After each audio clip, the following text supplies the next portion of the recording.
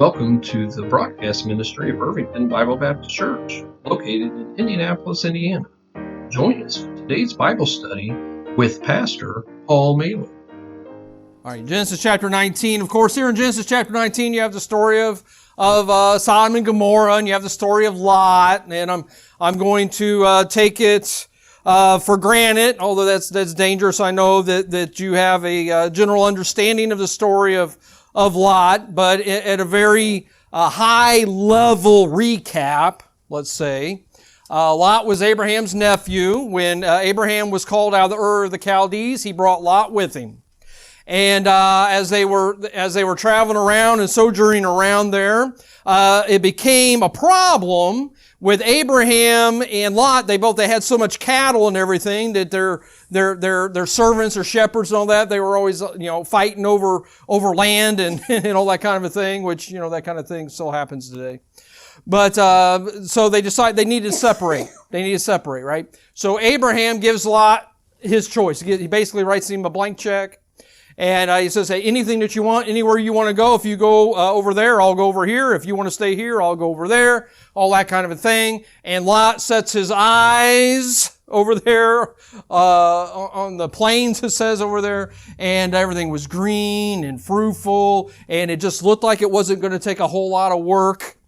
And, they had the fancy lights and all the great entertainment and everything over there. So he decided that's where he wanted to go. And that's where Lot ends up, right? So, of course, we know that Lot ends up in a place that the Bible calls Sodom and Gomorrah. And how wicked and evil and everything that Sodom and Gomorrah was. And God decided He's going to have to just go down there. He's going to have to destroy Sodom and Gomorrah. And Abraham has a conversation with God, of course, you remember. And he is pleading for the righteous not to have to suffer along with the unrighteous. And as it turns out, there weren't nearly as many righteous people there as Abraham assumed that there would be. And so ultimately it just ended up being, Lot's family got the opportunity to get out. And that's where we're at here in Genesis chapter number 19. Okay. And as we do the encouraging word of the day, and I entitled this just simply, Lot lost a lot. Lot lost a lot. And if we just look at these two verses here, Genesis chapter 19, verses 15 and 16, we see here that it says, and when the morning arose, then the angels hastened Lot, saying, arise, take thy wife and thy two daughters which are here, lest thou be consumed in the iniquity of the city. And while he lingered, the men laid hold upon his hand and upon the hand of his wife and upon the hand of his two daughters, the Lord being merciful unto him, and they brought him forth and set him without the city. Just real quick this morning, what I want to talk to you about is that little short phrase that said there that Lot lingered. Lot lingered. It's crazy to me to think that God's angels would come and talk to you and warn you and explain to you that God was getting ready to rain down fire and brimstone and destroy the city. And Lot decided, you know what? Yeah, that sounds awful and terrible, and I don't really want to be here when that happens, but I think I'm just going to hang out a little while longer. Seems kind of crazy, doesn't it? But that's what the Bible says he did. He lingered. He knew that God was going to destroy it, but he decided to linger there anyway. I mean, somehow you have to, when you read through these things, you have to ask yourself some questions. And one of the questions I ask myself when I read this is, are you kidding me? Really? But if we'll be honest, we linger in an awful lot of things ourselves. So the question becomes, and one of the things that I want to look at here, I got about three things to look at here right quick, but I want to look at, well, how did Lot get to this point? How did Lot get to the point where he thought that it was a good idea to linger around even though God had told him that he needed to get out? How did Lot get to that point? Well, first off, what you want to notice, and if you turn back to Genesis chapter 13 and verse 10, you're going to notice here that where it all began here for Lot is Lot just started to look there. He began looking there. That's where his trouble started. Genesis chapter 13 and verse 10 said, Lot lifted up his eyes and beheld all the plain of Jordan, that it was well watered everywhere. Before the Lord destroyed Sodom and Gomorrah, even as the garden of the Lord, like the land of Egypt, as thou comest unto Zoar. So his problem started with what he was looking at. He decided to linger around even though he knew the judgment of God was coming. His downward spiral started off and began with just a simple look.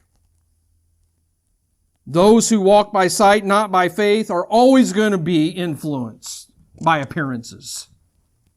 The Bible says that man looketh on the outward appearance, but the Lord pondereth the hearts.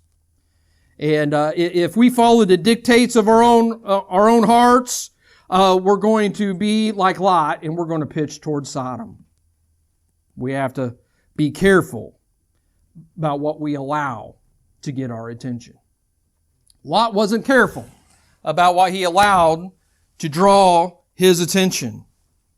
Second thing that you notice here in Genesis chapter 14 and verse number 12 is just simply that not only did Lot begin to look there, but Lot began to live there. He began to live there. Chapter 14 and verse number 12 says, And they took Lot, Abram's brother's son, who dwelt in Sodom. He dwelt in Sodom. That's where he dwelt. That's where he stayed. We need to be careful because eventually you're going to start living where you've been looking. See, Christians all the time want to act like it doesn't matter what they watch, it doesn't matter what they do, it doesn't matter what they think about, it doesn't matter what kind of books they read, it doesn't matter what they spend their spare time doing. But in reality, it is very important. Lot's issue started where he started to look. And after he'd been looking there a while, he started living there. You're going to find yourself dwelling where you're looking. Amen.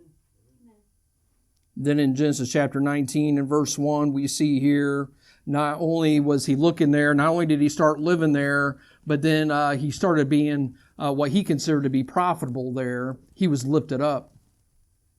He was lifted up there. Genesis chapter 19 and verse 1 says there came two angels to Sodom and even, and Lot sat in the gate of Sodom. And Lot, seeing them, arose up to meet them and bowed himself with his face toward the ground. Only the people that did business and had positions of power sat in the gate of the city. He became a partner with them. He locked arms with them. He was walking side by side with them. And when a Christian finds pleasure in the fellowship of the world, you're going to soon find yourself being a partner with the world. So the reason Lot lingered, even though he knew that destruction was coming,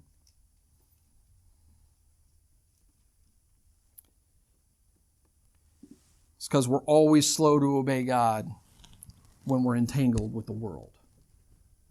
If you allow yourself to get tangled up in the world, you're always going to be slow to respond to God. Lot ended up losing everything because he made a bad decision about where he dwelt. So, as I close, the question is to ask yourself, where are you dwelling today? And I don't mean Indianapolis or Tell City or whatever. East side, west side. Where are you dwelling today? What has your affections today? What has your attention today? Just some things to consider. Lot lost a lot, but he didn't have to, and neither do we.